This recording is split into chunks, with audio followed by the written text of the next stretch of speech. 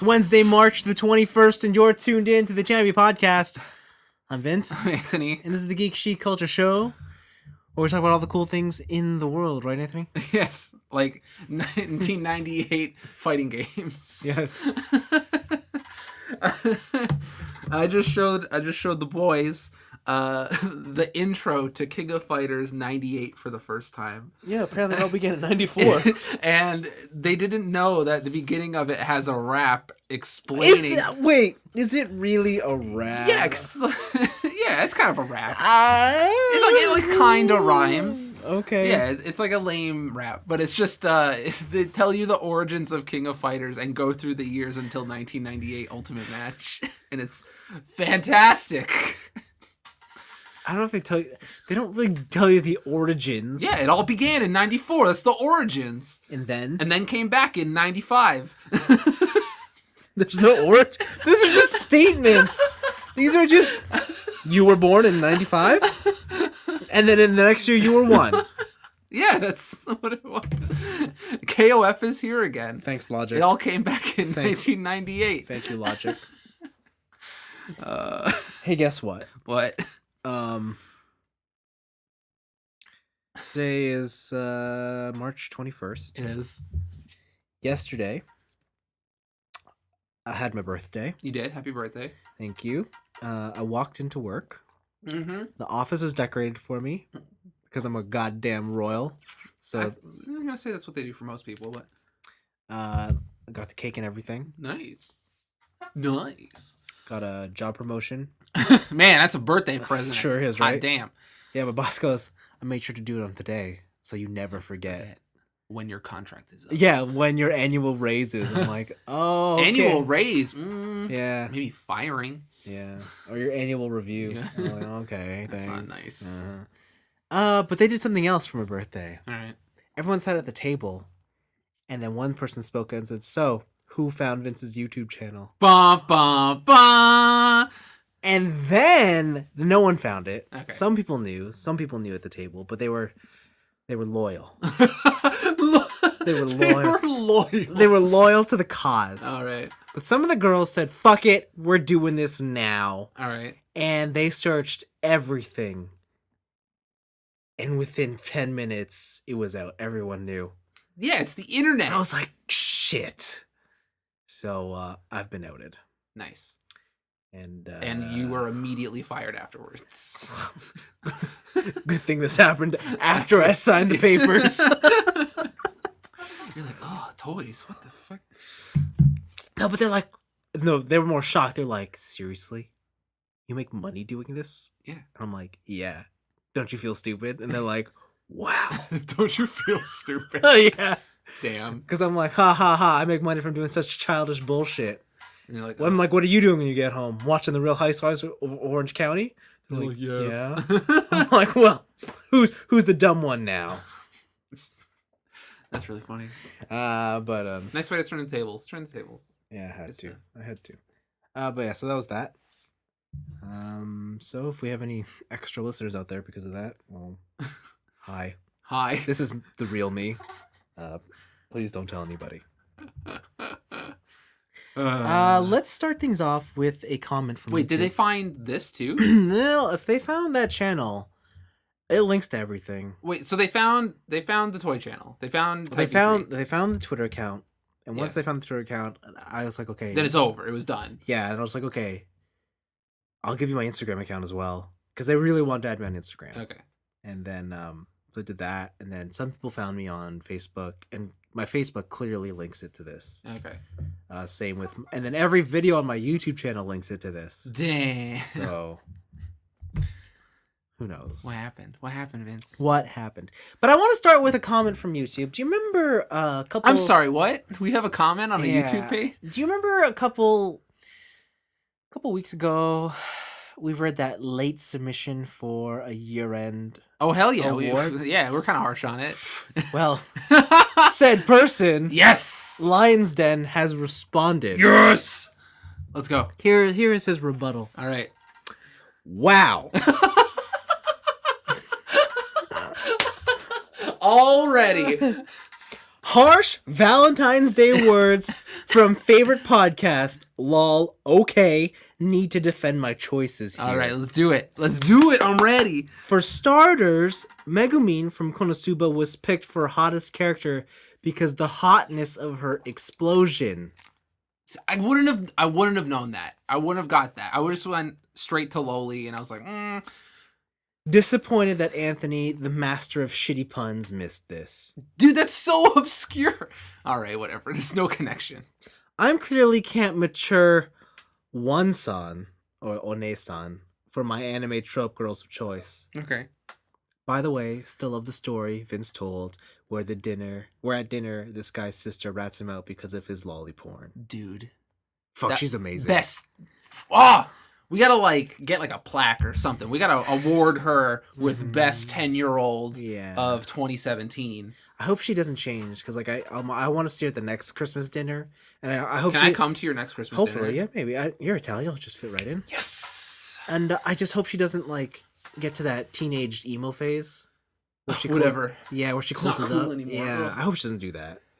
So I was telling you before, so one of my cousins got into that phase where they got into the early teenage phase. Yeah. And they're like, oh, I don't want to talk to adults. They're so lame. I'm just on Snapchat all the time, right? Yeah. But lately she's been getting into her later teens. And by later teens, I mean 16. Yeah. And I don't know what's changed because I sure haven't. But I think she now thinks I'm cool. Which is, first off, That makes one person. mistake. Yep. All right. Notice it's one person because it's not me.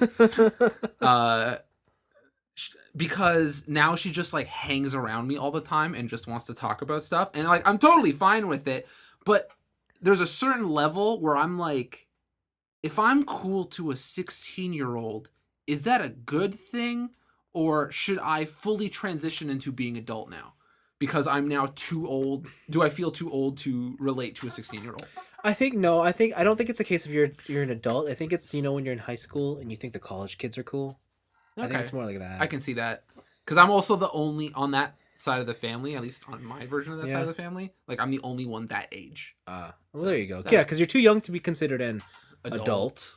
But you're definitely older than where she is. Yeah. So you must be in the cool age. Ooh. I hope I stay here forever. That, or she just really wants you to teach her about sex. All right. She's too afraid to ask anyone else. That was the one I told you to think. Yeah, I figured as much. Okay, let's continue on with his comments.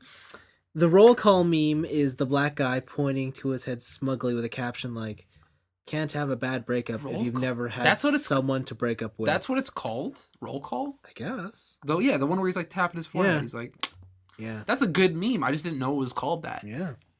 So, no, I'll take the hit on that one. Yeah. That's fine. Okay. Song of the year, Thunder. Remember this? No. The song's garbage. I don't listen to any current popular music, at capital A, capital L, capital L. Like Thunder? It all sounds pretty much like trash to me. Picked it only because at the gym it plays constantly, so I literally just put something in this category to fill spot because I couldn't think of anything. Dude, get a Spotify account and just start, get into music. Music's cool, man. Even you, Vince. I've been trying to tell you for years. I have a Spotify account. Yeah, and you're just listening to garbage. You listen to Justin Bieber's. No, I listen to And you listen to bad covers of Initial D songs. Okay, you got me there. No, the only thing I listen to is Childish Gambino. That's the only thing. All right, That's the only thing I listen to on Spotify. All right. That and sometimes Did you listen to his new album? Or you only listen to the rap stuff? Whatever. No. Which one's the new one? The new one is the creepy one where he's got the baby. What kind of music is it? It's a soul, slow R&B, Is 3005 on there? No, it's not there's no rap on it or hip hop on it. Okay. Yeah, he made. I might have. I don't know. It's just in the playlist. Yeah, he made a slow soul album. Okay. All right. I'll bring up the cover while you're reading. I'm sure it's there. Last Guardian was the only game from last year I played, so it won by default. Okay. Berserk, I know it looks like crap often, but I still had a really fun time watching it with my friends, so nothing fit the description of underrated better for me. You know what? I'll accept that. In the minority, though, I may be. So there you go. Those are his defense. There's a whole bunch of things where it's a lot more fun with friends. You can tolerate shitty stuff if you and your friends are all kind of gathered around and be like, look how dumb this looks. This is so dumb. And you're adding your own cheese to it. Okay, yeah, I'll agree with that. That's fair. Fair. Yeah, so his latest album is Awaken My Love. It's got that cover on it. I don't know if I have anything from it. It's a completely different... Redbone is the big thing that came out of that album. Oh, no, I've listened to that. Okay, yeah. I listened. I've maybe just that one song. That one song, yeah. Yeah. That whole album is just like completely different. Okay. It's pretty good.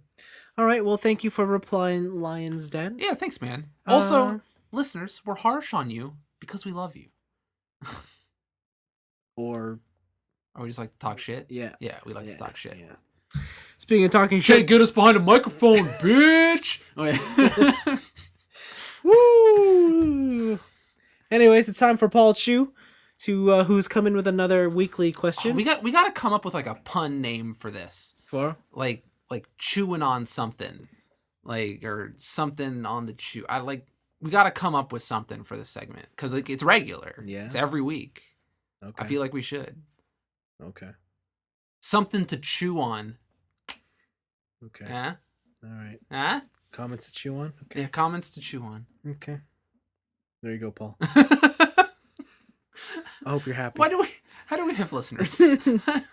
As the TNIAB crew are very much taste makers in this space. I thank you. I'm sure you guys have tons of adoring fans reaching out to you. Two. And recommending things for you to check out. I'm sure you get lots of, oh, you like blank? Then you have to check out Double Blank. Double. All right.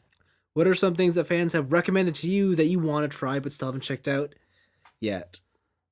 Is it primarily due to lack of time, as Anthony mentioned last week? Is there anything that was recommended to you, though you appreciate the suggestion, you already know you will not like? Ooh. Well, first off, Yeah. Paul, I think you overestimate the vigor of our fans and the amounts of people that listen to this. Yep.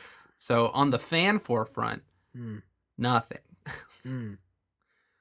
I get a lot of like. Well, you have the separate thing. You have Yeah. your own YouTube channel going. You're Yeah. probably like, review this Gundam. No, I have a lot of people when they find out, like in real life, that I like anime, and they realize that I like Kill la Kill. Yeah. I'm always like, then you have to check out Gurren Lagann. Yeah.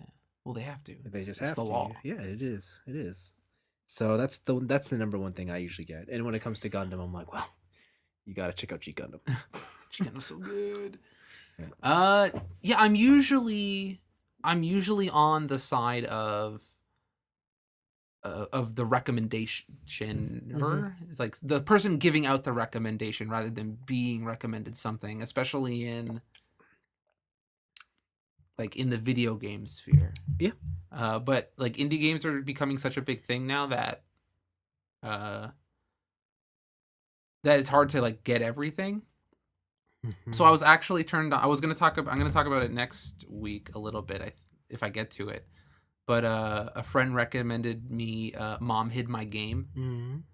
It's like it's on the Switch, it's on the PC, and it's basically a puzzle game where your mom says you're playing games too much. She hides your fake DS. Whoa. And each level is you trying to find your fake DS. That's too real. But it's too real. But the thing is, then each subsequent level gets more absurd. Like one of the levels, there's a crocodile in your living room, and the Game Boy's in the crocodile's mouth. So you have to go find a stick in a drawer, and then put it in the crocodile's mouth, and then grab the Game Boy. Okay. Or another one is there's a bunch of people riding motorcycles in your kitchen. Yeah. And then in the other room is a switch, and when you turn the switch, it turns the stoplight on in the kitchen, and then you can walk to the counter to get a Game Boy. It gets just completely absurd. Yeah. And it seems pretty fun so far. Yeah. Yeah. But in terms of things I don't like, I don't know. So it's like a question where like if there's anything that's been recommended to you, even though you know you won't like it. Yeah. I got an answer. What? So every Swear to God, if you say something I say, every like second day, Anthony's always like, "Hey Vince, you know what you would like?" what would you like? JoJo's Yes, Bizarre Adventure. it's a good show. It's a really good show, and you should watch it. What does it say here? Oh, I appreciate the suggestion, but no, it's not for me. Listen, you should appreciate the suggestion and take it all because it's all on Crunchyroll, and just watch it because it's really good. It's a good show. There's another one. Hunter x Hunter. One Piece. I don't recommend One Piece to people anymore. Not from you, but like other people recommend One Piece and Naruto to me. I'm in One Piece because You're in. I'm in deep. Yeah. Like I might as well see it to the end. Yeah. The Naruto one I get a lot from just. That's probably the number one recommendation I get from most like regular anime fans. You can call them like it is. What? Casuals. Oh fuck. No, I'm not that mean. Yeah, you are. I embrace all of the community. No, you don't. Yeah, I do. Trying to save face over here. Yeah, I'm trying to think of things that maybe I've seen that I didn't like. What was that one? It was like something under the bridge. London Bridge? No, it was anime. The Bridge. Phil Air. Phil Air. Yeah, Phil Air, Phil Timeless. What dude. anime is Phil Air? Phil Air. I don't think I've heard of that one. Shut up. There's also other games. Oh, Arakawa Under the Bridge. Okay. Have you heard of that one? No. No. Apparently, it's been highly rated. It came out in 2010. It's just, I don't know. I watched it. I fucking hated it. It wasn't good. I always get recommended to play MOBAs. I don't think you'd like MOBAs. Yeah, neither Like, do I. You're in that Overwatch game, but that's not a MOBA. it's not. It's a multiplayer online battle arena. Yeah, I guess so. Yeah, I mean, like, but in like the Dota sense, in like the Yeah. League of Legends sense, I don't think you'd be into that kind of a game. Same, but I always get recommended it. And I'm just like, no. Dude, have you heard of this game? It's called League of Legends. No one's playing it. It's brand new. Damn. It's only got 100 million people. Damn. It's got the most toxic culture of any video game I've ever played. Damn. Yeah, it's really fun. What else? What else wouldn't I like? This one guy, he keeps telling me to get back into this game I played originally. Yeah, what's it called? It's called Overwatch. Oh shit! And I'm like, This guy sounds good. fuck, man, that game's it's okay. I liked it a lot when it was called Team Fortress 2. Oh wow! But jeez, man, you just have to pull out the hipster pick. yeah, now, huh? but like whatever, I guess. You know the problem with Team Fortress 2 was? What? Had no waifus. Please, didn't need waifus. That's the problem. Just had memes. Trust me, if that game has some waifus, out of this world. You'll see. Soon Overwatch will become old, and then no one will like it anymore. Sure.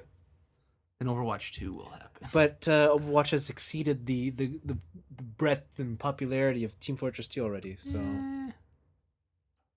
Not in my mind. That's the only mind that matters. No. No, maybe in the mind of that 16-year-old girl. But... Oh, yeah. I'm going to tell her to play some Team Fortress 2. Wow. And some Battlefield 2. Wow. Do you want her to think that you're not cool anymore? Yes. Well, good for you. All right, that's the end of that question. Thanks for writing again, Paul. Oh, that's it. Mumble rap. People always tell me to listen to mumble rappers in music because they know I like music. They know I like rap music, and they're like, "Oh, have you heard of like Lil Yachty and people like that?" And I'm just like, "No, these mumble rappers suck. They're not good. We've reached peak trap in music, and it needs to die." Wow, harsh. Trap music's butt. You can't just kill off an entire genre. Yes, I can. No, you can't. It's called trap music, and it's butt. Wow. How could you say that? I just. What if I said it told right you? now. What if I told you rap sucks? I just cut it off. Huh? That's fine. That's your opinion, man. I would never. I would never say that. I would never. Yeah. I respect the game too much.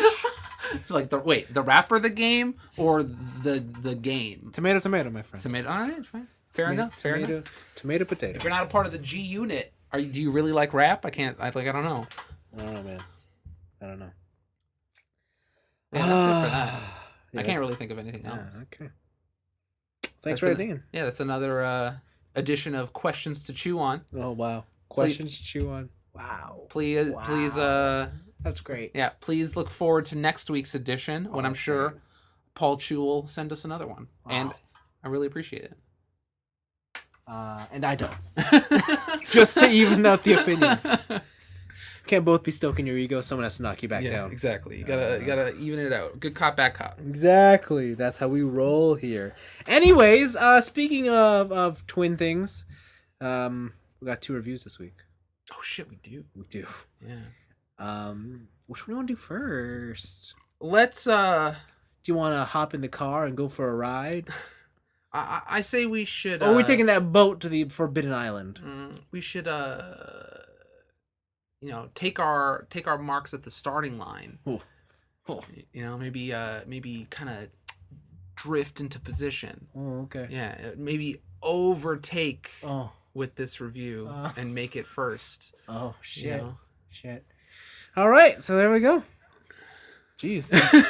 Pole position, we're going for Initial D. What's up? Initial D, Legend 3. Dream. Yeah, Dream, because that was the final chapter name. Yeah, Dream. Dream. Dorime. Dream. So, this basically skips the entire meat of stage 1. Holy shit! And goes right to the end. So, the movie starts off with Takumi in his... What's his friend's name? I always forget. Yeah, I forget. Yeah, his friend's 8-5. Yeah.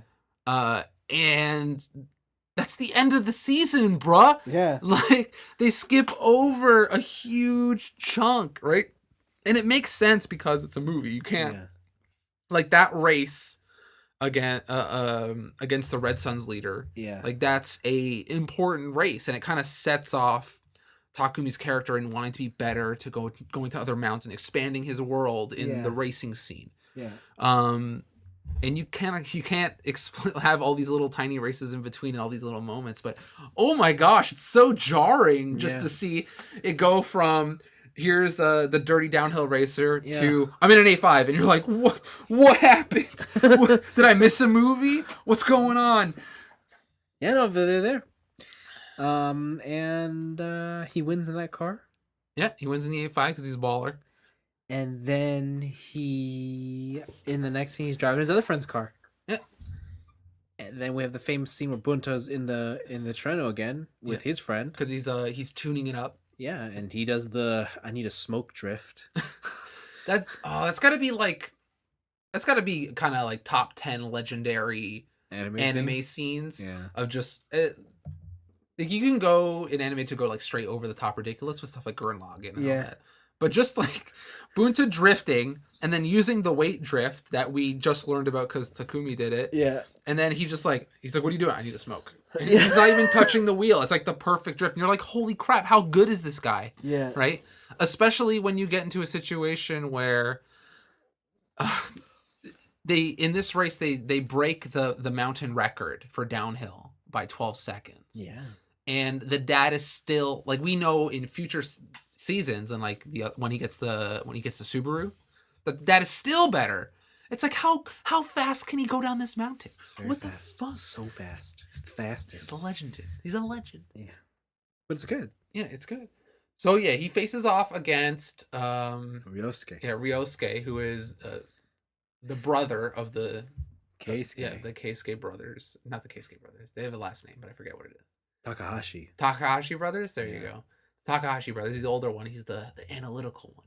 Where his little brother's the hothead, right? He just want to race and go fast. And I always like this race in the manga as well. Or sorry, in the original anime as well. Just because it's such a technical race, right? You come at everyone he's faced so far is kind of just like these street punks who are good, but they don't have the technical knowledge behind what makes a car go, why certain drifts are better, differentials and all this FF stuff, right? And this guy comes in, he's like, look how far technical prowess can take you, right? Yeah. Like, you may be one of the best drivers on this mountain, but the fact that I have more like technical knowledge than you puts me on par at an advantage. Yeah. Right? That's what kind of makes this race so interesting. Yes, it does. Yeah. He also copies the gutter run, so He does. he does. Yep. This movie also looks better than the previous two. Yeah, it looks significantly better. It opens up with like some really nice scenes. I don't know why there's such a big difference. It's been 1 year. Maybe it got more budget, like because it's the last one. Maybe it got more budget, maybe. But yeah, no, it's a good race. It is the race of 3 to impress the most. Still has the same problems as the previous two movies in that the music sucks. The music's trash, man. Yeah. It's like some Japanese butt rock. Yeah. And it's not Eurobeats. Yeah. It's especially disappointing because immediately afterwards, we listened to the races with Eurobeats. Yeah. And we're like, this is so much better. What's happening? It's way better. And the timing of some of the songs, the way they come in. Ugh. So good. Yeah. But no, it was a good movie. It kind of makes me want to go back and finally finish fifth and final stage. Same. So that I know how it ends. Well, the thing is, from these movies, I actually started reading the manga again. Oh, yeah? Yeah. So I picked up from where I left off in the anime. Yeah. So I'm reading it. But Okay. it's good stuff. It's a good series, man. Yeah. I don't know. It's How do you feel about this trio of movies?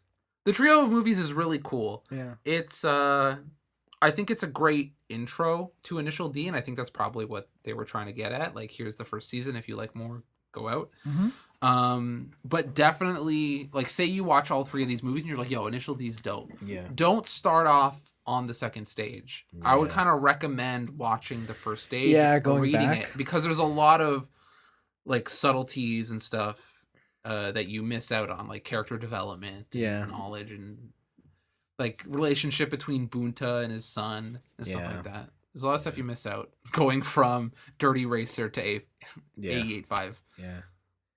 So, yeah, I liked it. So did I. It was fun. It's good. Okay. Just gotta change the music. They gotta release a Blu-ray edition that comes with Eurobeats. They do. Okay.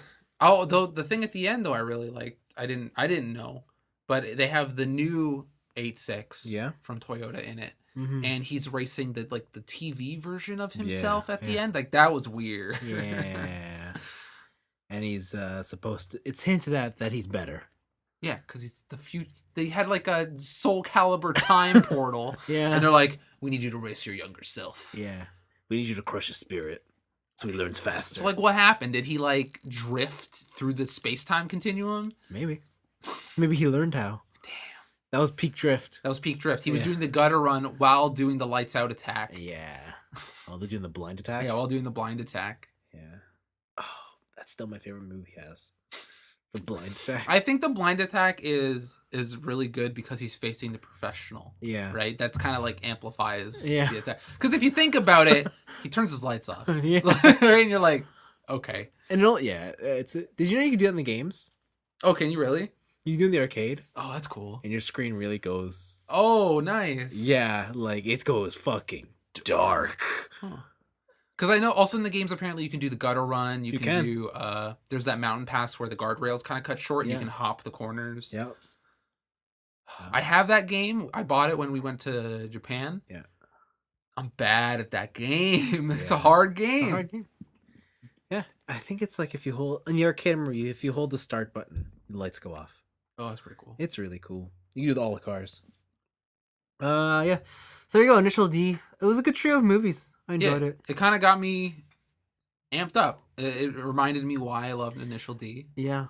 So I gotta go make a playlist of Initial D songs from my bike rides now. So, and I'm gonna go to the mountains and I'm gonna go drifting on my bike. On your bike? Oh man, I'm gonna crash everything. You're gonna wear out your tires. And break my bones. That's what I'm gonna do. Whatever. You don't need them anyways. It's funny because we have the mountain. You can literally do that. Yeah, I know. All right, let's switch gears. Oh man, the puns never stop. Certainly no, because I'm gonna pick up the second arrow in my quiver, and we're talking about Tomb Raider. Tomb Raider with Alicia Vikander. Every time I hear that name, I want to say Alyssa Akara. Or, like, isn't she, like, a singer or something? Alessia Akara? Yeah, she's, like, a singer. Yeah. I just don't know why I mix those two all the time. I don't know. Anyways, it's the reboot of Tomb Raider that is definitely based upon the reboot of Tomb Raider, the video game. Yeah. Loosely. loosely and also heavily. Yeah, like It's weird. yeah. In terms of the direction they wanted to take this character and her origins, it's kind of like going for that same tone where Yeah. she's more of a realistic girl. She's not huge tits and fucking um huge tits, pointy tits. Yeah. And, No triangle tits, no sale. Yeah. 0 out of 10.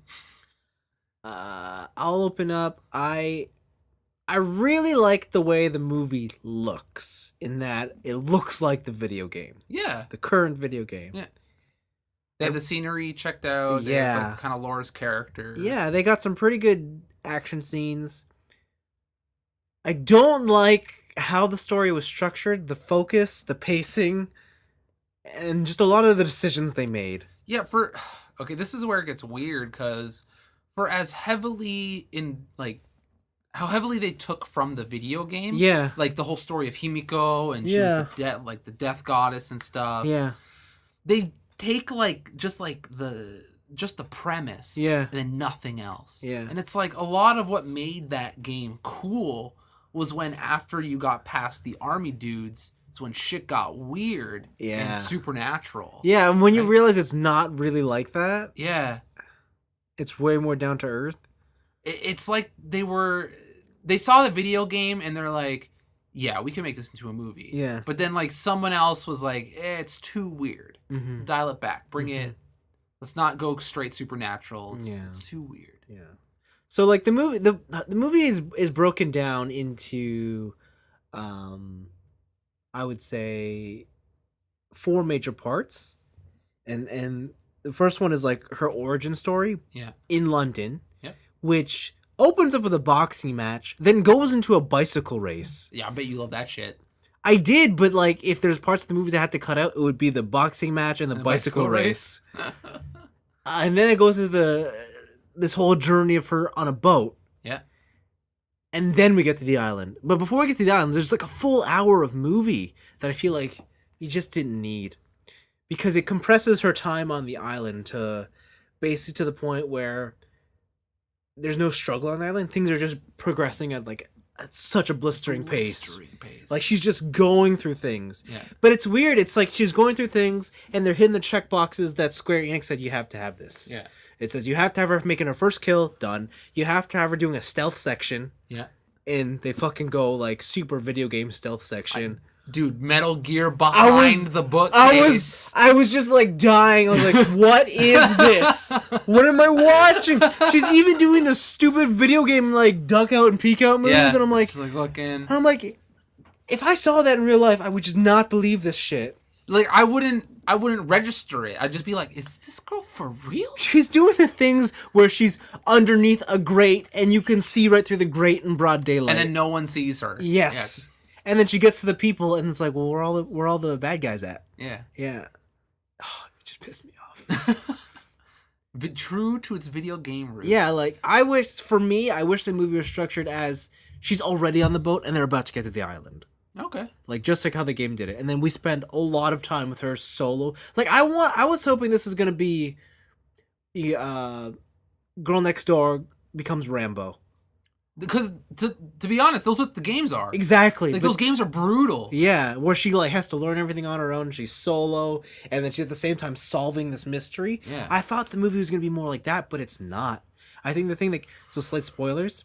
The thing that kills it for me is like going into this movie, she's on the search for her dead father. Yeah. Only her father's alive, and he shows up within like 15 minutes of being on the island. On the island, yeah. And then from there it just escalates and keeps going, and the story just keeps going and like going exponentially. Going. Yeah, and it just takes away from a lot of the drama and the seriousness of the film.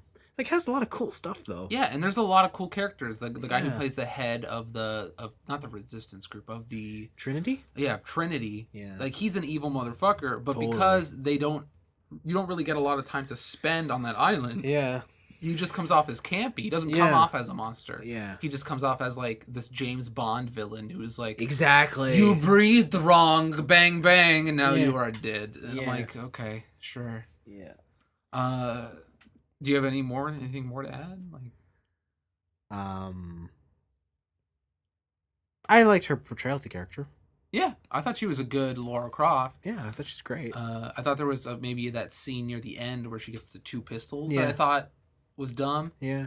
Right? Like, it's like they couldn't let go. Yeah, I feel like every Tomb Raider, be it game or movie franchise, they have to put that in. Does she have it in that game? I don't remember dual pistols in that game. It's the last thing you do in the first Tomb Raider. I guess. She has one gun on the whole game. Yeah. But she picks up the second one and you dual pistol Himiko. Oh, yeah. Okay, yeah. And, like, the triggers come up L2, R2, L2, R2. Yeah.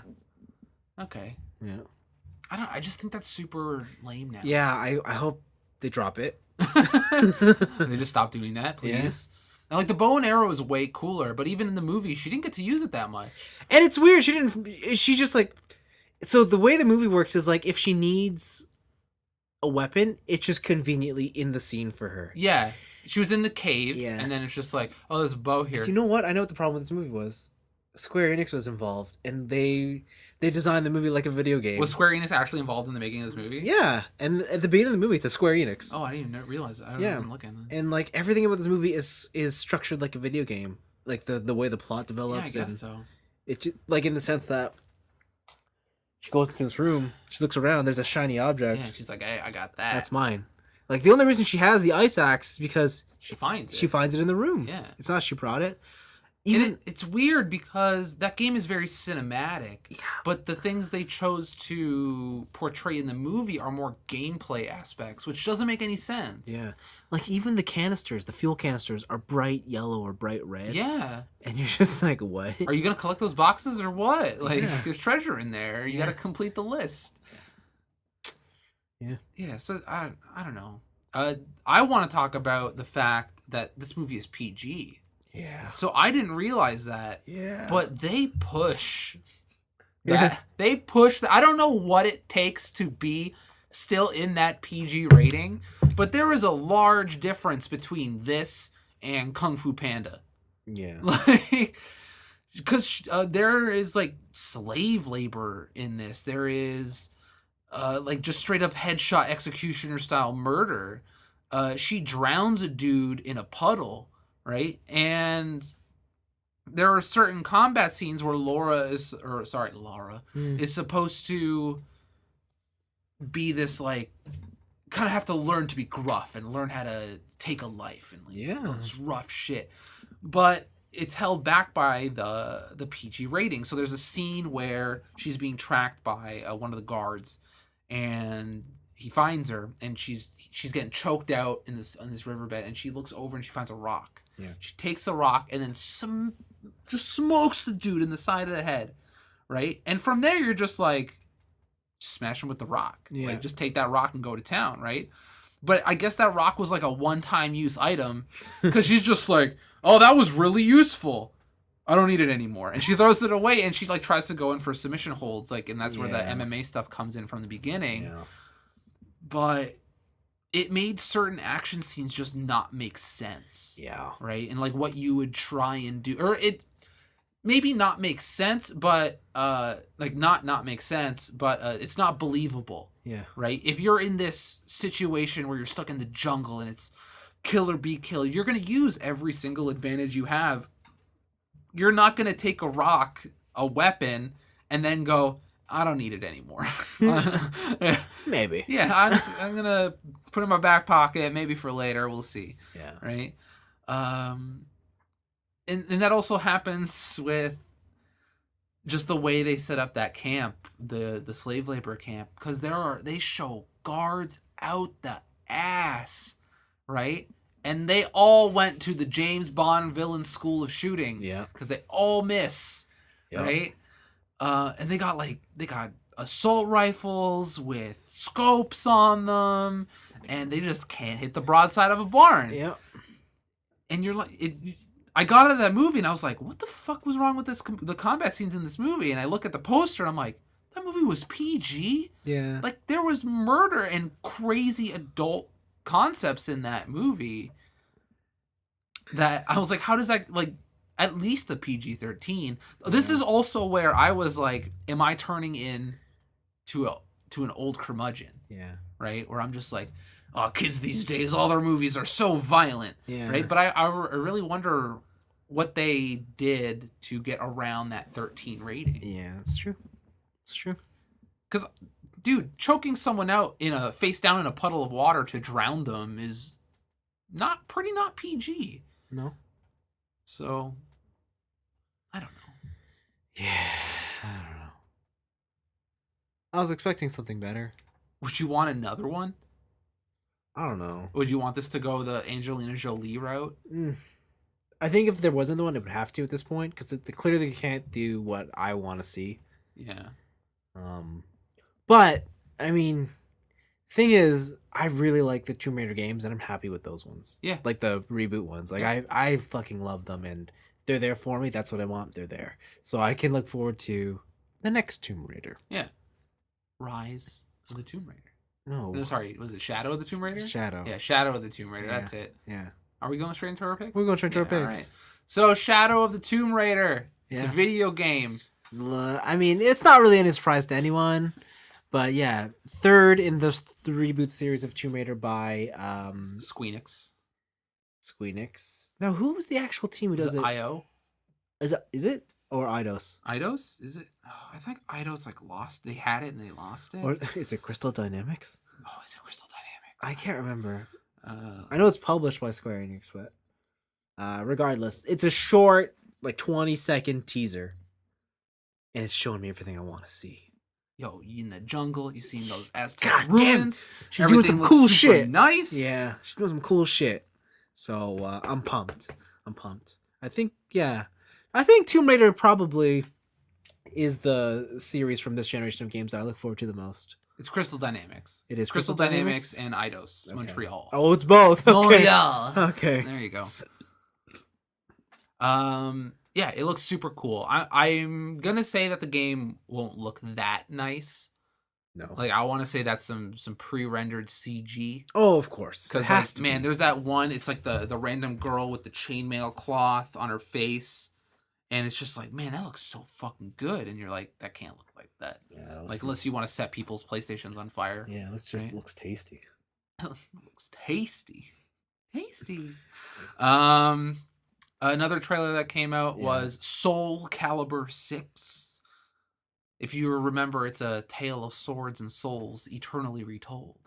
Yep. And the guest soul and sword that they have this time is, I never know how to pronounce his name. Geralt from the Witcher franchise. Geralt of Rivia. The White Wolf. Yeah, but I've never. That's racist. But but I've never actually. I never saw this coming. I wouldn't have thought in a million years. I love The Witcher, but he would not have been my first choice. Yeah. Who would you have wanted? I think we might have talked about this. From The Witcher? No, from anything. Or I guess let's keep it from The Witcher. Let's say that they're taking The Witcher and they're going to do it. If it was The Witcher, I'd pick his daughter. She has a daughter? He has a daughter called Ciri. Okay. She has white hair. She's kind of like Geralt, only she's been blessed with the blood of something. Okay. And she can like warp. She's been blessed with the blood of spoilers. I don't know. She can like warp around and shit. What? Yeah, and she carries one sword. She's super fast. She has no prep time. She's like half dragon. Well, you get the player? Yeah. Damn. Yeah. It switches back and forth because the whole point of The Witcher 3 is you're trying to look for your daughter. Oh, okay. And it goes back to when you play her and you're like, you do the flashback as her. I gotta play those games. They're complicated. Yeah. But I think they're the best open world games. Those are one of those games that I hear if you can handle it, it's better on the harder difficulties. Yeah, it is. Fuck, it is hard. Yeah, like you have to prep. Yeah. And the way the game works is like, even if you don't fully win, you'll still get an outcome. Okay. So question, I might have asked you this before. Should I play The Witcher 1? No. No? Just straight to 2? No. No, just straight to 3? Yeah. Damn. Yep. Like, do they have, like, previously on? They do, but they're so far apart. Like, there's a couple things in 3 that will confuse you, like who are these characters? How do they know each other? Okay. But there's the stories that happen in each one of them are pretty independent. Okay. Yeah. So, I mean, you could play 2, but then you'd just be like, should I have played 1? Should I collect all the sex cards? Yes. All right. Yes. All right. That's a definite yes. All right. 100%. Another trailer that came out was the release trailer for Yakuza Kiwami Dos Numero 2. So this is the Yakuza Kiwami versions of these series are remakes. Kiwami just means extreme in Japanese. So they're extreme versions. Extreme bitches. Whoa. But they're doing exactly what they did last year. Yeah, it's the story of Hanzo and Genji, and there can only be one dragon. That's not what I was going for, but it is Kiryu and Ryuji, and there can only be one dragon in Kamurocho, so you're not too far off. There's also a scene in this one where he punches a tiger, so it's pretty great. Yeah. But they're doing what they did last year in terms of releases, which is 2 Yakuza games 1 year. Okay. So I believe Yakuza 6 got pushed into April. When's this come out? Kiwami 2? Kiwami 2 comes out August 28th. Oh, okay. Right? So you got a good summer. Man, this is so weird how they've done this structure. To try and... Well, the thing is Zero made it crazy popular. Yeah, and now they just... And they're like, we can bring these over. Yeah. Right? And it, I don't know, that...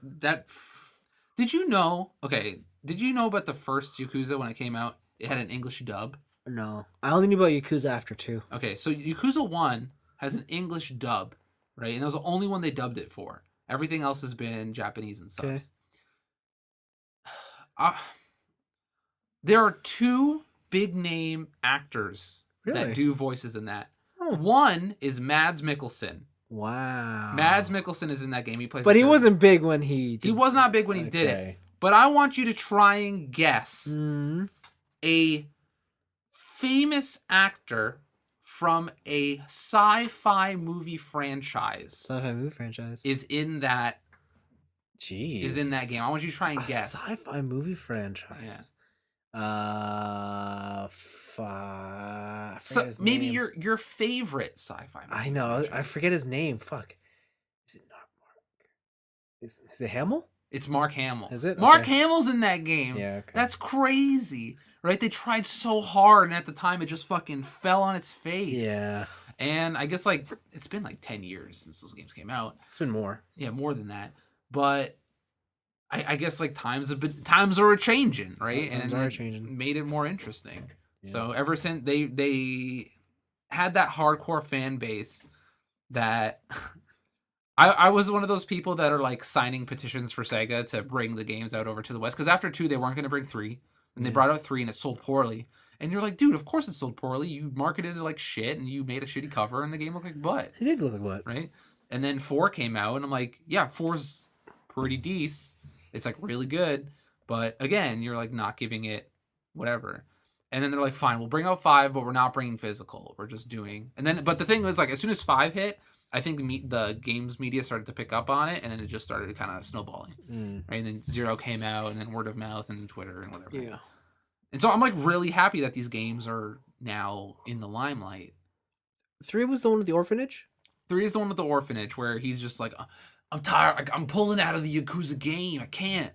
I'm going to raise these kids in an orphanage in Okinawa. Yeah. And then the game pulls him back in. Yeah, okay. Then 4 was the last one I played. Yeah. So good games. I like them. I recommend them. I think that's it for trailers. Yep. But I do have one more pick. Uh-oh. You like shoes? I do. Yeah, remember those PlayStation shoes that came out? Impossible to get. Yeah, impossible to get, but also, fuck those shoes. Those shoes suck. What? Because Sega and Puma are teaming up to release a Sonic shoe. They announced that they were doing it. They released a teaser trailer for it. It shows some gameplay and a blurred out picture of the shoe. But I don't care what it looks like. I want that Sonic shoe. Wow. Yeah, I don't care what it looks like. I don't give a shit. I just want the shoe so I can wear them and then have a thing of me tapping my foot, looking impatient, and then that's it. And I'll take them off and put them in a box. Yeah. Wow. But I don't know. Even from the blurred picture, they look kind of nice. Wow. So. Okay. Yeah, I hope it's good. I would have bought them in a heartbeat if they did have that pixelated finish to them. That would be cool. I'd be into that. Yeah. But I'm just looking for. I think it's gonna look like just a very colorful cross trainer, like probably. Every cross trainer. I wouldn't doubt it. That's what the PlayStation shoes were. Call me when they make the shadow shoe. Ooh, the Edge shoe, the Edgelord shoe. Yeah. All right. Oh. Tell me when they make the Sonic 06 shoe. Oh. The one where the shoe where Sonic gets to kiss a real human woman. Oh, and he turns into a beast man? Is that the same game? That's the same game. Oh my god. The idea's in that one. The thing, yeah, it's the thing though. If I get the Sonic 06 shoe, maybe I'll get to kiss a real human woman. Damn. That's fucking sad. Ooh, that is sad. Yeah, but that's it for my picks. It's been Trailer City. Okay, let's move into the weeks. You had no picks? I don't think so. I'm pretty sure you showed me something. Oh, I showed you a trailer for Fantastic Beasts. Yeah. Yeah. Yeah. It looks like Fantastic Beasts. I still never. I haven't seen the first one. Yeah. And you said the first one is okay. I thought it was alright, but if like you're a Harry Potter hardcore fanatic, and by that I mean like you only watched the movie and you were expecting to see Hermione, Ron, and Harry, Okay. and that's your idea of what Wizarding World should be, Yeah. then yeah, you'll hate Fantastic Beasts. Oh, because it's a prequel, right? They Well- they say the word Dumbledore and a young guy with a beard appears. Well, the thing is, it's not like the Harry Potter films and the Fantastic Beasts films clearly have a different tone, Mm. and they're going for different things. Whereas like Harry Potter is the classic, I guess in anime terms, like the shonen thing, right? Like young boy growing up, it's all about hope and passion and the power of friendship. Exactly. Fantastic Beasts is definitely more like the This is the seinen yeah. version. Okay. where he's older and the dude is a fully formed wizard and he does fucking magic. Nice. And he's doing shit, and you have to deal, and he's dealing with actual worldly problems. Huh. So it's not like all happy and fun games and stuff where there are no real consequences because someone's always there to protect you. This is like, nah, shit's gonna go down. All right. But the big twist here is that young Dumbledore revealed, and he is played by Jude Law. Yeah. And you're just like, what? What? What? Like, I guess at a certain point, Dumbledore was so old Yeah. in the original series where you're like, what would he looked like when he was younger, right? Like, yeah. you could, it's a blank slate. You can kind of put whatever. Yeah. As long as he has a beard. But I mean, I have a thing for like the time, like the era in which these movies are taking place, like the Sherlock Holmes era, where it's all about being a classy gentleman, right, with a horse and buggy. So I dig it. Well, you are was it Anglophile? Yeah, I say that word. My fucking diva Yeah. hoodie. Yeah, you're like torn right now. Like, I don't know what you're gonna do because you love London, you love the Brits. Yeah, But the thing is, like, your bae is Korean. Like, I know. what are you gonna do? She's future Korean, is like, what she is. Yeah, are you picking blood pudding or are you picking that kimchi, dog? Like, what are you gonna do? Ooh, the decisions. It's hard. Ooh. It's hard. Oh Jesus. You want that bibimbap? Oh jeez. What about that seafood bibimbap? Yeah. Or do you want that other British dish that I can't think of because I don't know any other British food? Porridge and bread. Yeah, porridge and bread. The Korea's kind of winning here. This is a bad food analogy. I don't like it. Yeah, this is not good. I'm not picking British on this. Korea's winning on this one. Yeah. Listen. Mm-hmm.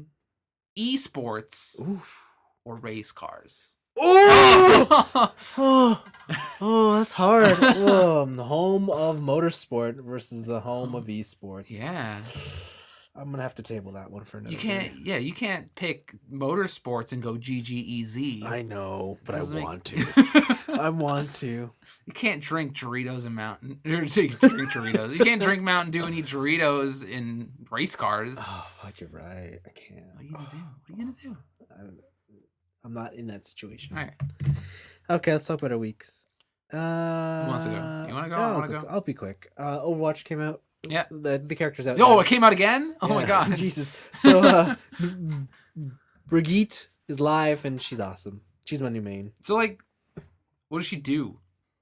She's support with a huge health bar. Okay. Yeah, so she's like the worst. She's definitely a hybrid class where it's like she can heal you, and she can defend you, and she can also like do some DPS. Okay, so she's kind of jack of all trades, master of none. Exactly, like, but it's her abilities are very situational in the sense that her healing is. She might have the best single burst healing ability.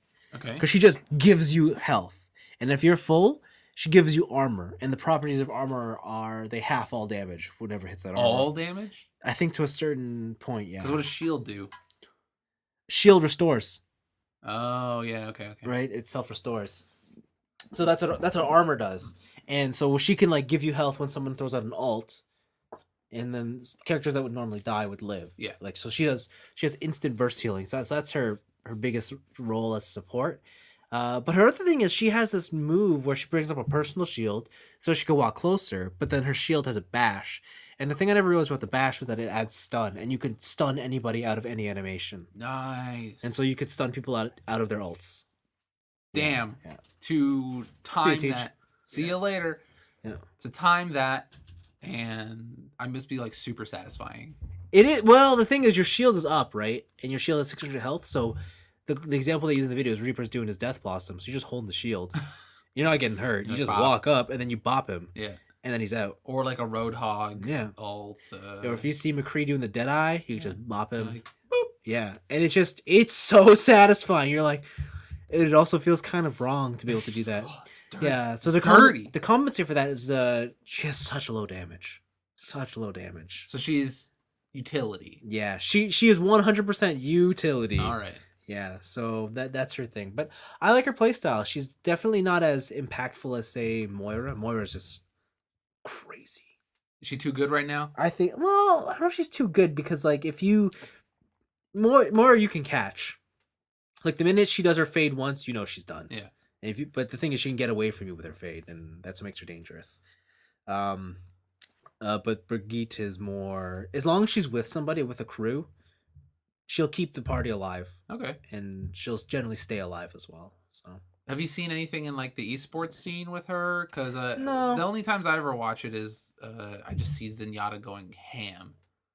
In because like esports scene is usually PC, so it's a different game. So the thing about her in esports is like you can use her, but the thing is, no one's really like thought about what. If she has any good synergies with any other characters, right? Like she's good with everybody, but she's not particularly excelling with a certain lineup. Because it's like, if you have her, what other healer would you pick? And you could say Moira, or you could say Zenyatta or Mercy, but then it'd just be more effective to have like a Moira and a Zenyatta. Okay. Right. Yeah. So you don't really know where they fit in the comp. Yeah. So we got. It's one of those things that's like I'll tell you what's up in a month from now and see what happens. Okay. But yeah, so that's that. I finished Jessica Jones season 2. Nice. Yeah, it wasn't as good as the first season. All right. I thought it was all right. Kind of just tailed off towards the end. It was just like it was a whole bunch of you watching Jessica be stubborn and indecisive. Yeah, you were mentioning that. Yeah, and then when it gets to the end and she has to make the decision, she doesn't. Someone else does it. Ugh. And you're just like, well, that's a fucking cop out. Yeah, and then it's just, I don't know. Does she learn anything? Like, are there any character revelations for her? Sort of. Like, she sort of seems to understand that she's dead inside and that maybe she should have a heart. Can't just get a heart. Apparently you can. Okay. And so I think there's that, but like it is one of those scenarios where it's like I just wanted to see her do it. Yeah. Like, or just maybe not do it or not do it. Like I want to see her do something. But by the time it comes to rap, someone else with more ambition takes over. Okay. So yeah, there's that. And then the other thing I did was Top Gear has returned. The one with Matt LeBlanc. Oh, that one. Okay. I was like, wait, what? Yeah. He's a host now, right? Yeah, with Chris Harris and Roy Reed. Not Chris Evans. No, Chris Harris. Okay. And yeah, I still think Top Gear, structurally and idea-wise, they actually do put out a better show than the Grand Tour. Well, like the Grand Tour is kind of I wouldn't say it's a show. I'd say it's more of a spectacle. Right? It is. But the Top Gear kind of is the same way. And while I don't think the hosts are as entertaining, they are put in way more entertaining situations. And it's like, you know, the idea that when you take restrictions off somebody, they have less reason to be innovative or to... Yeah. Top Gear is still owned by BBC, so they have rules that they can't break. So I guess that's why and because they're on the back foot because they know that they've had through this change. Yeah, it just feels like their ideas have just a lot more thought behind them, a lot more time to think. Like this past week, they did a whole episode on JDM cars. Like it was just JDM cars. Yeah, they went to Japan. Cool. They went through like classics of the 90s. They went to the nightlife where they showed you like all those fucking like neon Lambos going around in Yeah. groups and stuff. Like, it was really cool and really entertaining. And it was just, they went on the toge, like famous toge routes, Yeah. and they did the downhill battles with an RX-7 and a Skyline. It was like, wow, I can't believe they're doing this. And yeah, it's neat. I just wish I liked the characters better. Even Matt LeBlanc, you don't like? Not like No, his like stuff? I like them. I think they work well together. Yeah. But do I like them better than Are they better than do the classic trio? no? Okay. Right. All right. And that's the problem with Grand Tour. It's like they rely so much on the fact that they are who they are Yeah. that the shit they do kind of doesn't matter. Okay. Because it's more like, well, these three are entertaining in any situation, so let's stop thinking about the situation. Let's just film them. Yeah. It's interesting you bring up the whole thing of like the BBC has rules, so it makes for a more entertaining show. Yeah. Because that's always like a thing I've thought about, but I've never been able to like say this is fact or reality, which is I always feel that limitations breed creativity. I think that's always apparent in think of sports, Yeah. right? Sports have rules for a reason. Because people get buck wild. Yeah. Look at the Olympics. There's rules there in place. Yeah, but everyone dopes, so who cares? Of course. Yeah, that's true. But yeah. Yeah, it's always this thing of just like Yeah. you'll always make something more interesting within a box Yeah. than you will when you have the world at your fingertips. Exactly. Right? Because you have to get creative. Yeah, exactly. Like the one thing I always look at is motorsport and why when there's like a new hypercar out and I'm just like, wow, they made this crazy hypercar. It's like, well, whatever, I don't care. What's it used for? Yeah, Does you it have can't drive it. competition? It's not Like, yeah. competition. Like it's just you had an idea and you made it and it's great. And great that you made that and it looks fantastic, but with nothing to compete against or nothing to compare it to something, it's just for me, it's I don't see it. Hypercars are a weird category for me. Cause like there's supercars. Yeah. Like a Lambo. Yeah. Stuff like that. And you're like Ferrari. And you're like, okay, these are super nice cars. Yeah. This is basically a status thing. Like, hey, I got money to fucking burn. Yeah.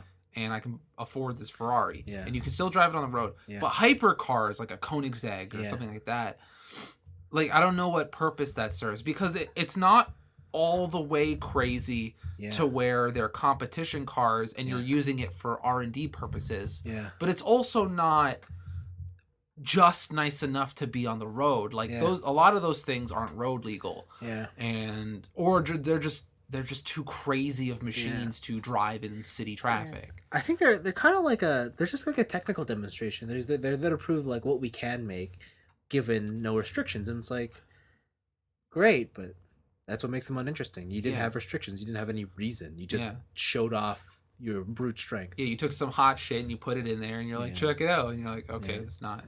Speaking of cool cars you get on the road, in the Japan special, they're like, listen, these neon awfully painted Lambos aren't, if they're just not flashy enough, I got the thing for you. Did do the trucks? No, in Japan, there's one car that is registered to be driven on the road. It is just straight up. I think it's the 1980s Le Mans race car. Like what? The Porsche race car. It can drive on city streets. It has headlights, it has taillights, it has signals. But it's legit just the Le Mans winning championship car. Wow. And they could just drive it on the road. And they're like, if you ever want to be Flash, this is it. You get the Le Mans car. That's crazy. It's just like, wow, Japan.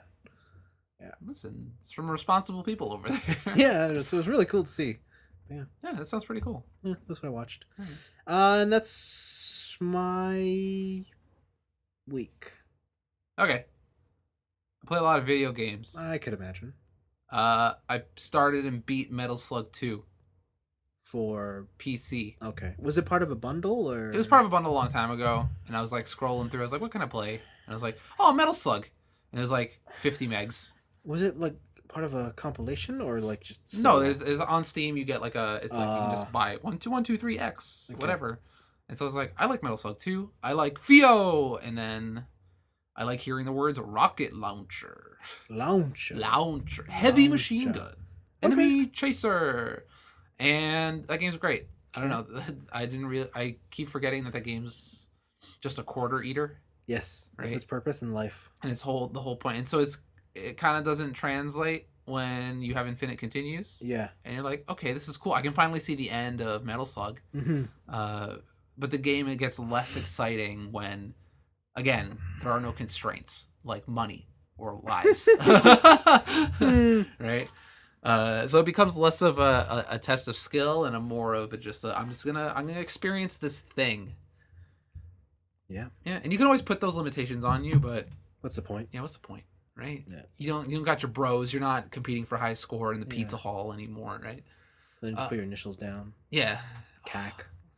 Ass. Fuck. Yeah. These are all great 3-letter acronyms. Yeah. So yeah, that was cool. I don't know how SNK did it. Or sorry, that's Neo Geo. Maybe was it SNK? No, it was Neo Geo. No, it was Neo Geo. I don't know how Neo Geo did it back in the day, but that still has some of the nicest pixel art.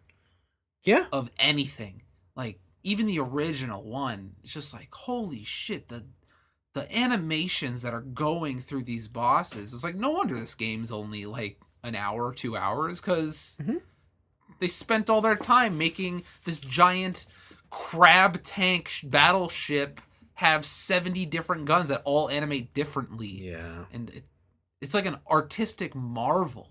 Yeah. Those are nice looking games. Yeah. That's kind of why I just wanted to bring that up. Yeah. I've been continuing to play Final Fantasy IV. Yeah. I got some baller twins from the Magic Town. Oh. Because I like how much character this game has.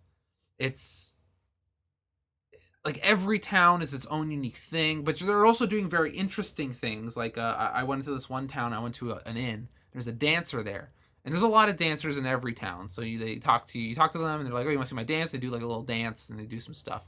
It's just like a cool little cutscene. So I went to the one bar, and they're like, "You want to see my dance?" And she did a dance, and I fell asleep, and I was like, "Shit, what happened?" But I woke up, and Pig was casted on me. Yeah. Because that town hates you, right? Yeah. There was if you go to the barkeep and you order a drink, he spikes it with poison. If you talk to one of the villagers, it turns you into a toad. It's like a whole bunch of different stuff happens, and that's littered all throughout the game in a whole bunch of different towns. And the world, it makes the world feel like super alive, for sure, which is awesome. The other thing I didn't know is that was it Cecil? He's not able to freely switch between Dark Knight and Paladin. That's just a Dissidia thing. Yes. I didn't know that. Oh, really? Yeah, I thought when you got the light power, it was all like, what do you want to be? Pick. No. Right? You can choose between. But it's just like, no, you were a Dark Knight, and now you're not. Yeah. Right? You're just a Paladin. Yeah. But the shitty thing about that is I turned into a Paladin. Yeah. And it erased all my gear from him. Well, you can't wear that shit. Yeah, but the thing is, I wanted to keep it so I could put it inside my fat chocobo as like, this is the armor, like this is the collection, right? So it's complete, and I was like, fuck, man, because you can't wear it anymore. So I don't know. That was kind of lame. But as the story goes through, like I didn't realize Golbez is such a bitch. Yeah, I didn't realize Kane is kind of whipped. Yes. Kane is super whipped. Yeah, your best friend. Rosa's... I didn't realize that she was going to play the damsel in distress. I thought she was going to be part of your party. Yeah. There's so many characters switching in and out. Like, spoilers for a 20-plus-year-old game. But when the twins... you defeat the element of the water demon. And you're walking out of the castle and the walls start closing in.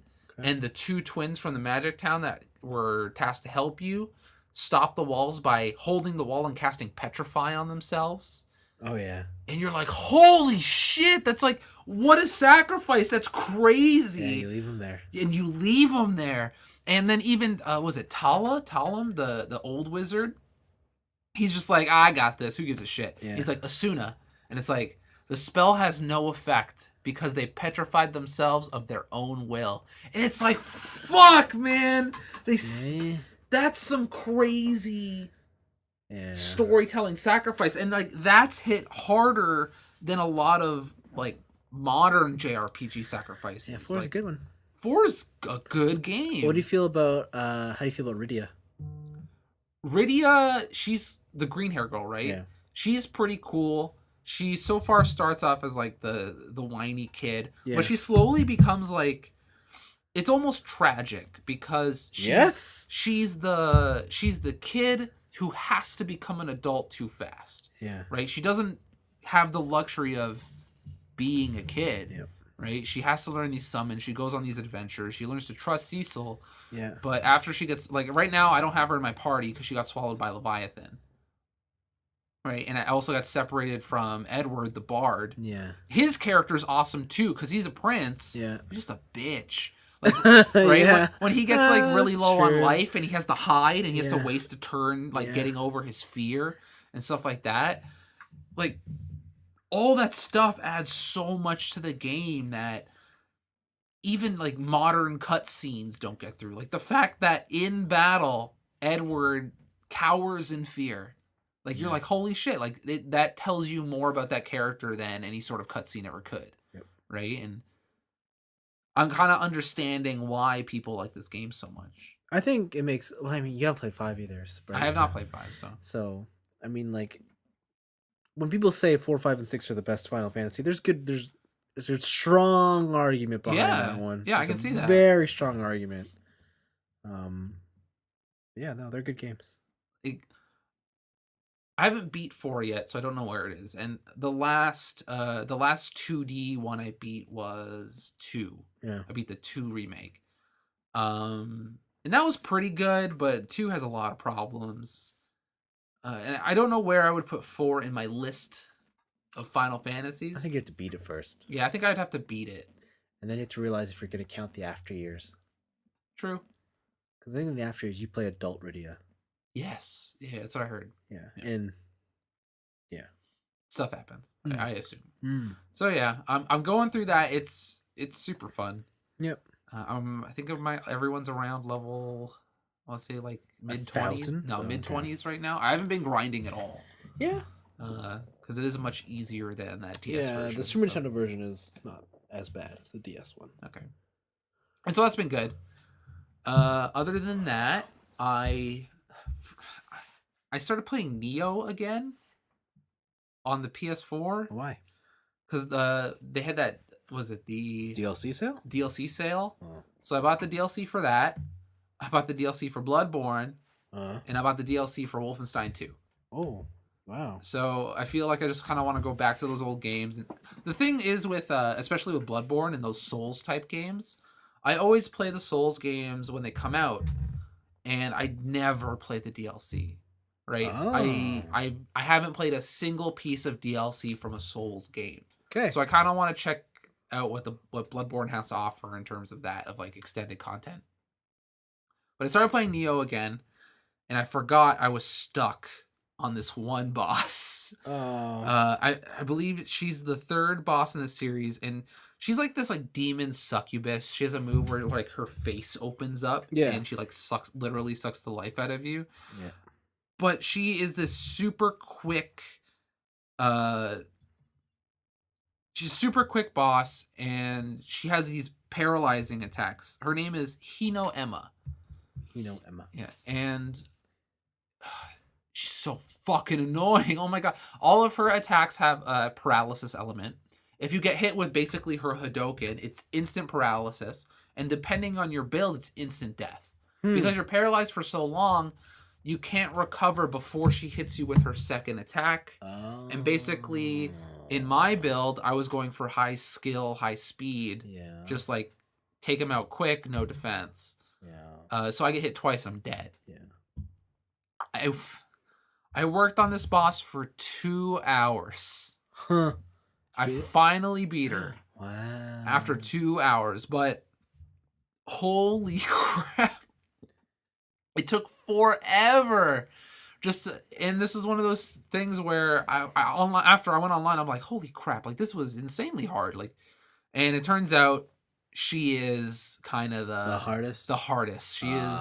She is the one where either She's the first wall. yeah, the first wall. It's either you're gonna get past this wall or you're gonna give up. Yeah. And when I originally played it, I gave up because I Yeah. had other stuff to play. I was like, I'm not gonna bash my head against this.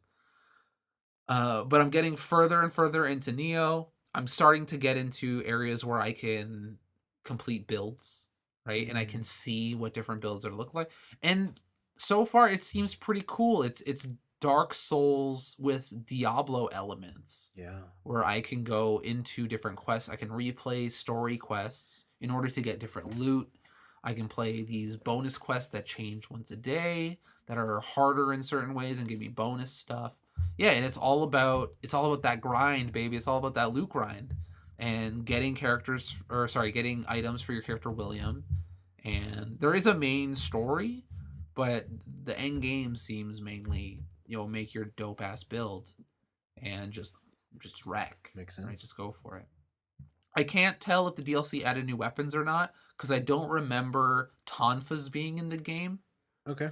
But there are tonfas in the game, and I forget what it's called, but it's like basically it's like the huge horse cutting swords, like what Zabuza's sword from Naruto is based off of, right? Nodachis, I think they were called. Okay. And they're just huge samurai swords, 2-handed, super long, and super slow, big attacks. But those are pretty fun. The tonfa build is kind of tempting me, but right now it's really hard because, again, I'm using dual swords right now. Okay. And dual swords at least give me a little bit of range where I can like kind of play with spacing. Yeah.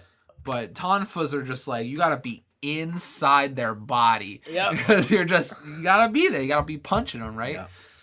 And they're really satisfying to use, but I just don't think I'm at like a certain gear spec yet to where those would be viable, or at least not viable, but fun for me to get through the game with. I see. So that's okay.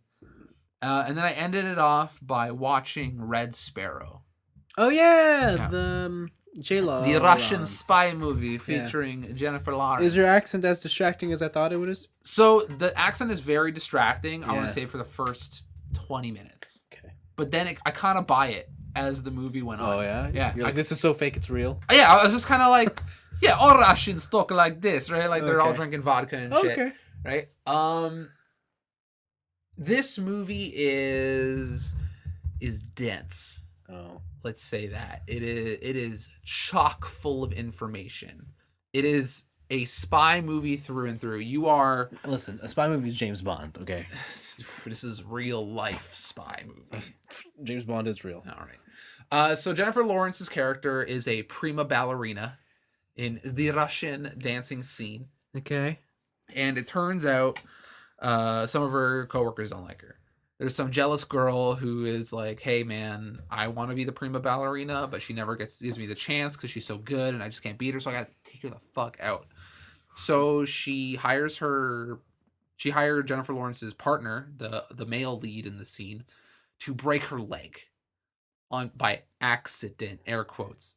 So what happens is that they're doing a show, and when they're doing like a simultaneous like leap through the air, the guy just steps on her shin and just snaps the leg in half, and it ends her ballerina career. Oh my right? god. And then this is where, and you see it too, because it's like there's a bend in the knee, but there's another bend in the thing. So this is another thing about this movie. This movie has some gratuitous fucking violence, like pretty savage stuff. Okay. But nothing to where I'm like, this is uncalled for. It all actually fits with the tone of the movie. All right. So it's pretty cool. But yeah, so her prima ballerina times end. She learns from her uncle who works for the Kremlin. And he's like, he does some bad shit. Like her mom tells her to stay away and all this stuff. But he learns that like, hey, they teamed up on you. You learn about that she has kind of like a temper, a violent streak, let's say. She has no qualms with let's say beating the shit out of the other ballerina with a cane. Oh, right. That's how she does. Because the male lead and the other girl are like fucking in the shower, and she sees them, so she walks into the change room shower and just beats the fuck out of them with a broken leg. She does this. So she's on a cane with like, it's after she's healed and she can walk a little bit, but she comes into the shower with the cane and just fucking crushes them. Like, I'm pretty sure it's implied that she broke the girl's pelvis. Yeah. Just she can't dance anymore, right? Yeah. You took from me, I'll take from you. Yeah. And the uncle is like, you have like, Give a gift. yeah, you're pretty fucking violent. But the thing is that Let's channel it. you're like me. You can see through people. You can see what people do. And the thing is, because you're not a prima ballerina anymore, the company's not going to pay for your hotel. Yeah. They're not going to pay for your sick mom's medical bills. Yeah. Oh, she's a sick mom? Yeah. Of course she's a sick Of course mom. she does, because they need a hook to Yeah. get her in. Mm. And so the uncle's like, hey, there's a program. It's called the Red Sparrows. Mm-hmm. And what it is it's a deep Russian spy program. And they say, like, Americans are... They're distracted by MTV and music videos and social shit. And it's Russia that will bring back true order to the world. And they'll do it through the Sparrow program. And they're basically... They're spies, but they specialize in emotional and manipulation. They are trained in learning to look at a person, look at their actions, their behaviors, and dissect them. And give them what they want so that they will give you what you want. Mm. And just, it doesn't matter what it is. It doesn't matter if it's sex, if it's some, I don't know, some other fucked up act, being a certain person that you're not, but they want you to be doing things for them. And it's like, basically, what was the line? The line is, your body belongs to the state now. Oof. Yeah. So it's doing anything that you can do for Russia. On the other end, there are American spies in Russia trying to get some dirt because they have an informant on the inside, right? Trying to get information from the Russian government. Mm. And their stories intertwine of Jennifer Lawrence trying to be a spy for the Russians, but also is she trying to defect? Mm-hmm. And the movie's very, very good at making you really wonder what side she's on at all times. Yeah. Just when you're like, no, she's definitely for the Russians. Yeah. You do a thing that is definitely for the Americans. Yeah. And then you're like, gosh, well, she's for the Americans. And then she'll do some shit that's strictly for the Russians. And you're like, what the fuck is happening? I don't know. And it's not confusing for confusing sakes. Like, if you really pay attention, like, you can kind of follow it, but it leaves enough mystery to where when it becomes the who did it, the who done it, the big payoff at the end, you're like, oh shit, like, it all makes sense, but there was still some mystery. Yeah. I thought it was a fantastic movie. It's not very action heavy. It's a lot of dialogue. It's a lot, because that's what the Sparrows are trained to do. And this is weird because I saw it with some friends of mine, and we all thought it was a fantastic movie. Oh. And then afterwards, I looked up reviews online, and they're like, this movie's not good. And I'm like, y'all fucking crazy. Because it seems like a lot of them they were really turned off on the violent portion, the violence and sex portions of the story. Where they saw it as exploitative, I guess I saw it as integral to the character and the plot line, right? To the scenario she's in and kind of the dire straits she's in. And I don't know, it's like, I really, really enjoyed this movie, but I think it's going to be out of theaters soon. If you kind of like those, again, it's very dialogue heavy. It's pretty long. Yeah. Too. That's what I heard. I heard the problem with this movie was that its story is so dense and so full of stuff. It's just so confusing, and it's just it all amounts to something that isn't quite as impactful as it should be. Oh, I thought it was very impactful at the end. That's what I read. Yeah. So. Yeah. I thought it was very impactful. But I think this movie is actually a movie that will benefit from not seeing it in a theater.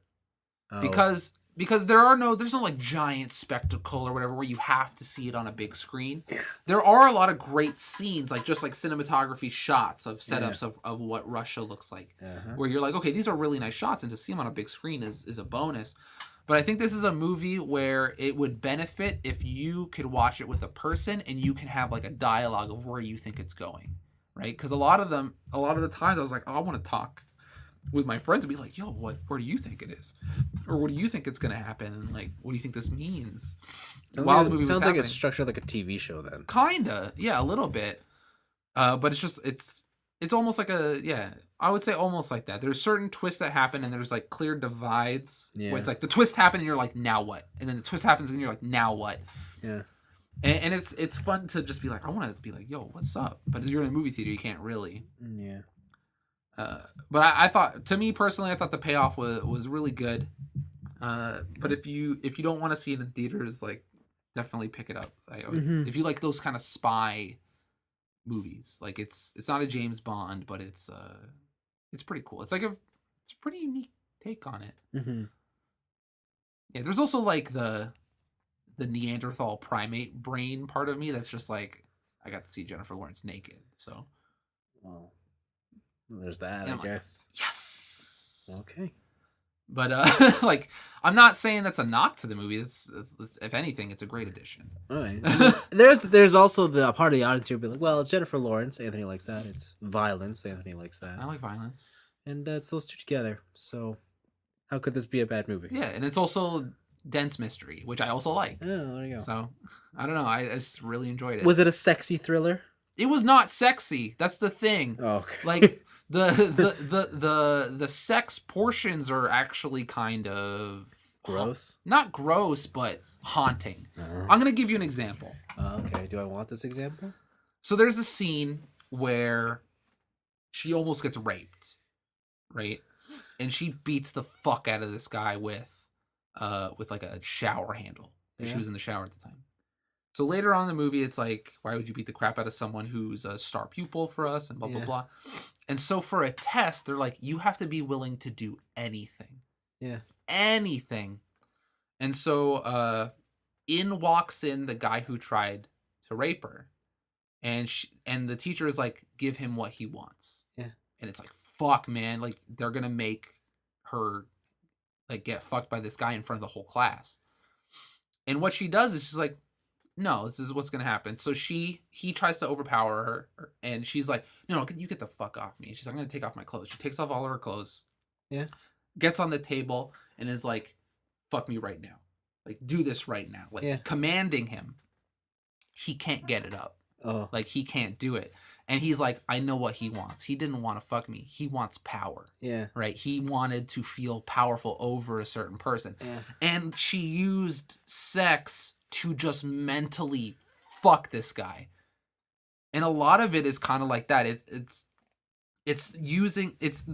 the sex portion is the toll it can have on you, the toll it can have on other people, and as a Red Sparrow, you have to get rid of that. So it's actually pretty serious. There's no like, oh, I'm in lingerie and I take it. Oh, it's so good. It's pretty cool. It's pretty rough. So they take it into interesting places. Mm-hmm. Did you ever see that spy movie with Brad Pitt and the other chick? It was like last year or two, where they're both double agents, or you don't know who's a double agent. No. Okay, you might like that one. Okay. So it was a pretty cool movie. It's just it's long and it's very dialogue heavy. If you're not into that, and also some of the violence that's few and far between is very brutal. Mm-hmm. So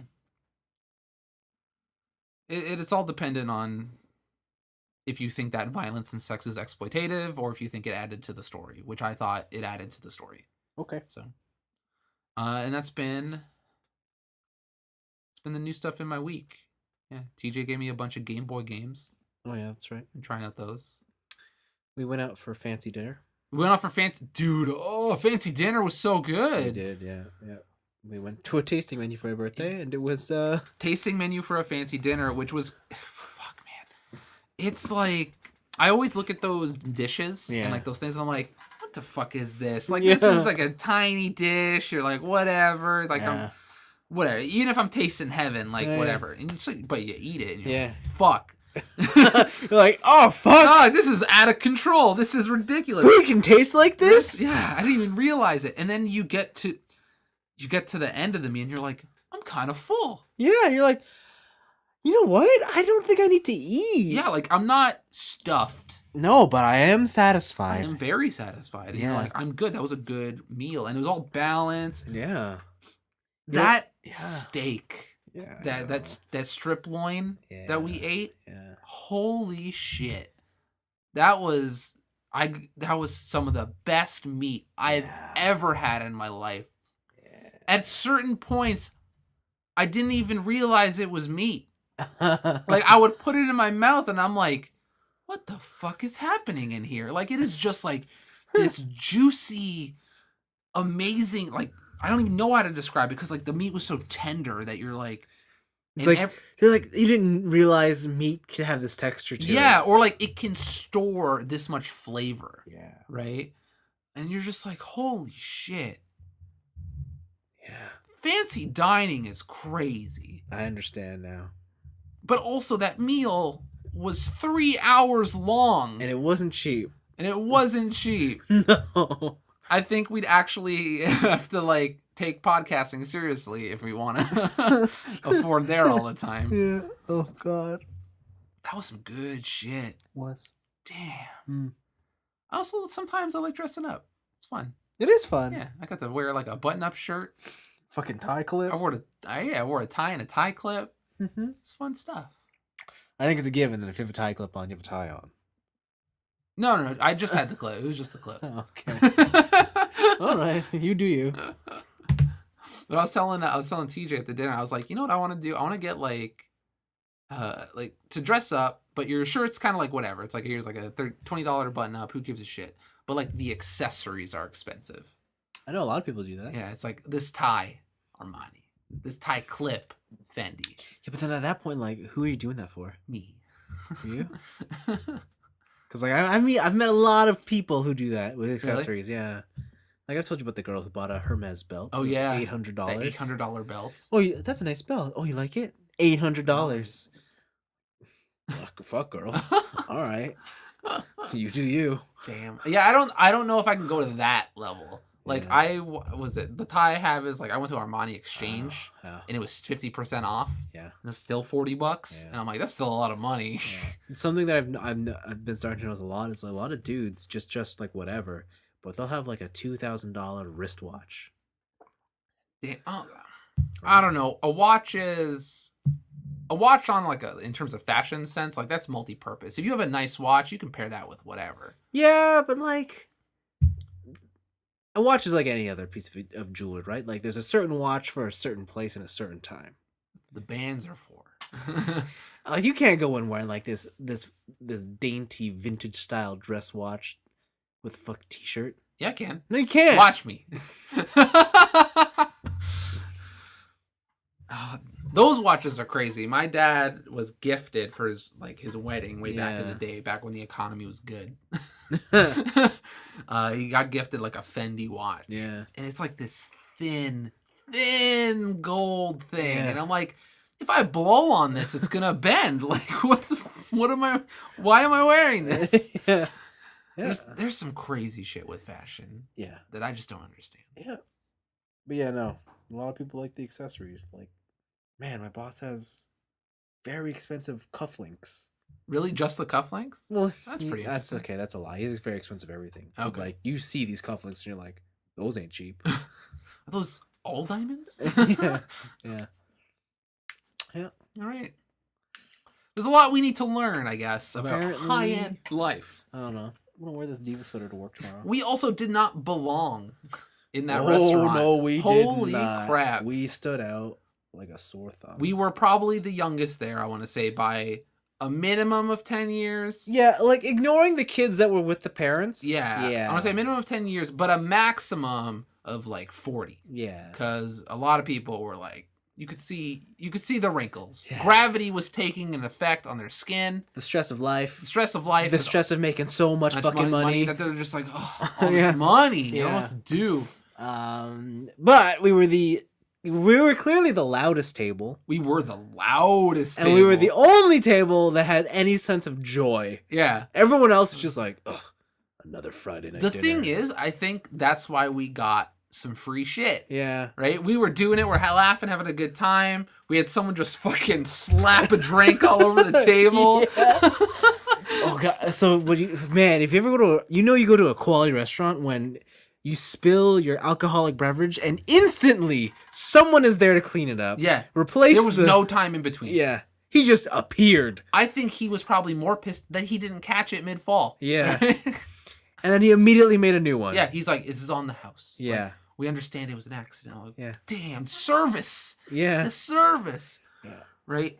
Yeah. I think that's why we got free shit. I think that's why we got free hors d'oeuvres, and I think that's why we got a free bonus dessert. Yeah. It was nice. Because it was just like, we were just exclaiming. We're like, God damn. This is some baller shit. Because every time something would come out, we'd just be like, what the fuck? It's so sick. Right? Yeah. I bet the people around us just fucking hate it. Oh, I bet. They're like, these fucking children.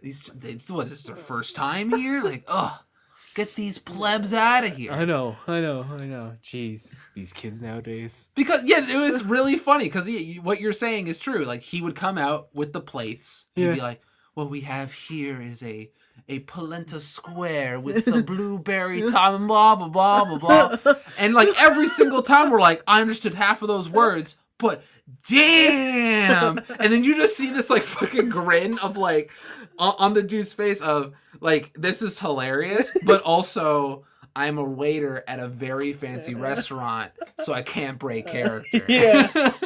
Oh, yeah, because he had that fake voice. Yeah, he's like, this is... Oh, shit. Yeah, he had like, I don't know what it is. Like, he wanted to be French, but he wasn't. Because I'm like, dude, you're like from the Pacific Island or something. Yeah. Right? Yeah. Yeah, and he's just like, yes, this is the new cheese baguette. And you're just like, damn, baguettes? What? Oh, This man. should be off the chain, dog.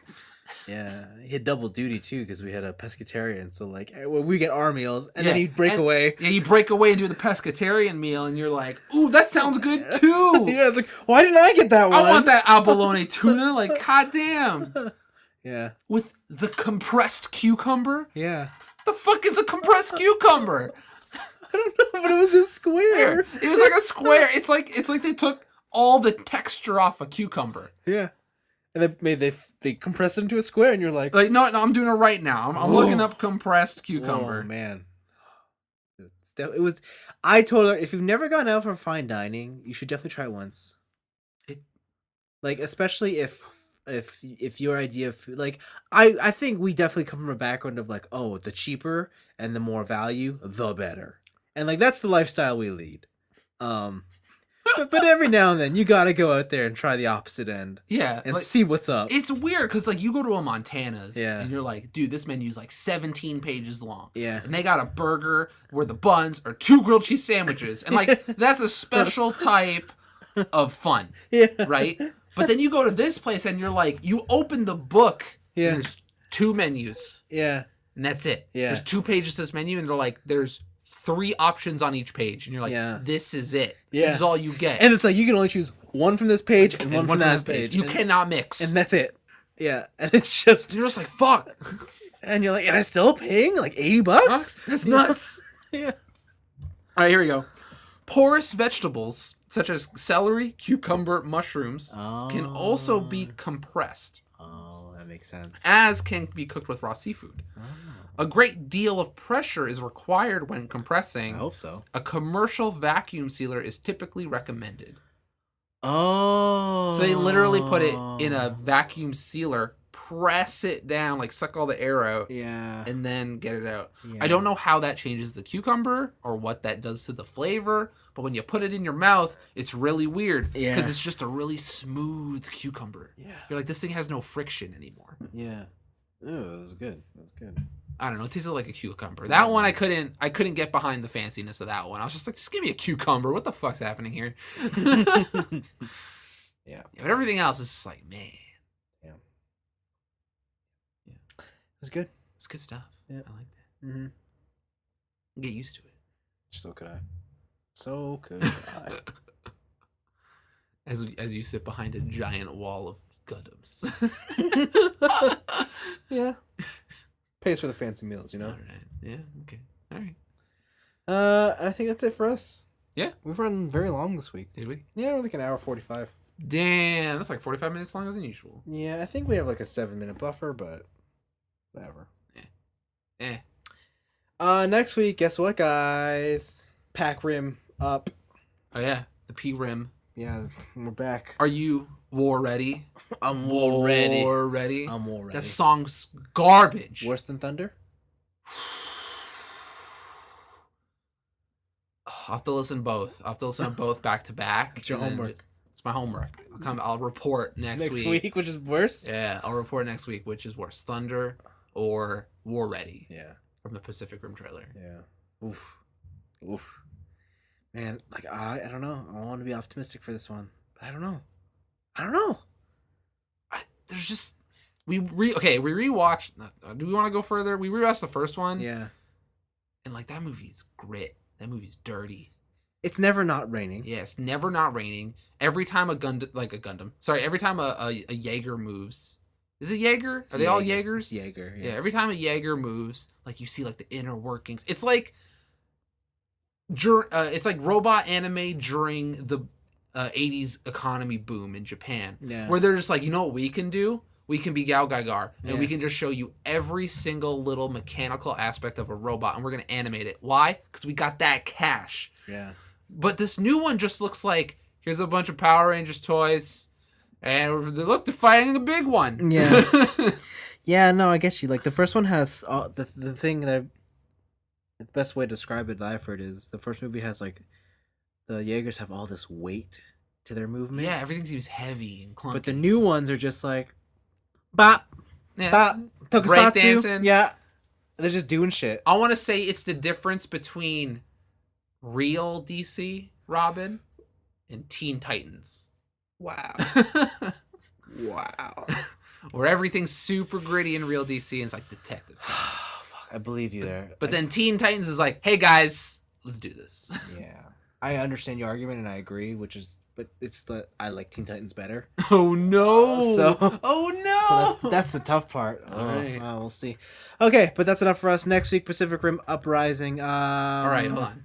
Teen Titans versus Teen Titans Go. That's easy. Teen Titans. All right. Okay. Dumb. All right. Slade Wilson. Okay. Bye. Bye.